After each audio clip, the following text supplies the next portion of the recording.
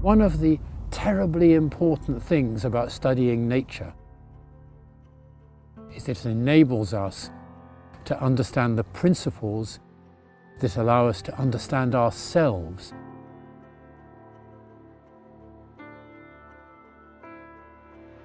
We're standing here in Wytham Woods, just outside Oxford.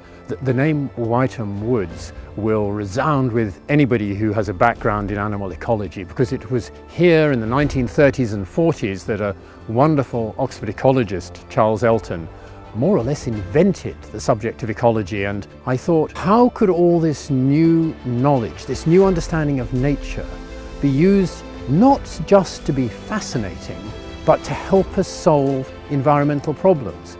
And so I was in the amazingly challenging but fortunate position to establish in Oxford a research fellowship in wildlife conservation. It came to fruition in 1986, the first university-based wildlife conservation research job in the world, and that was the creation of the Wildlife Conservation Research Unit, the Wild Crew, which I now direct.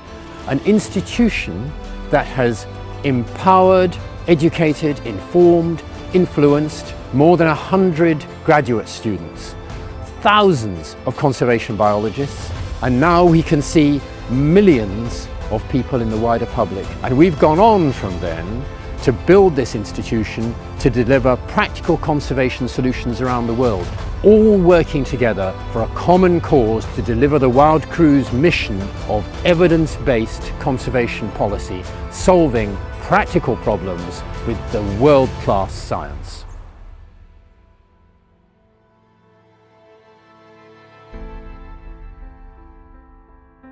You might expect somebody who spent a lifetime with nature working on conservation to major in the stories now on the rough and the tough stuff, and I've done a bit of that. I've toppled a canoe in the Amazon. I've been arrested a couple of times actually in the Orinoco. I remember rolling a jeep down a hill rather painfully in Borneo. I was shot at in Kashmir. That rough, tough stuff is good, and it was fun, and it's led to scientific discoveries that have made a difference. But it's not where the future lies.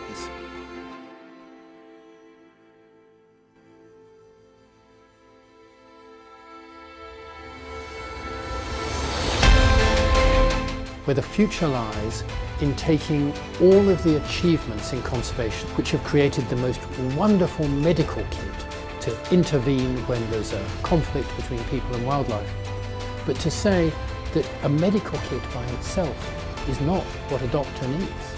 What a doctor needs is to use that medical kit within a wider health service, a framework which will decide how does humanity in the 21st century wish to live alongside wildlife and the environment. And the answer is about an interdisciplinarity that engages every aspect of what we do and which leads to conservation-led development for the developing world. That is where the future lies. I'm David Macdonald. This is a story about conservation, about the Wild Crew, and perhaps most of all, about a way of doing things.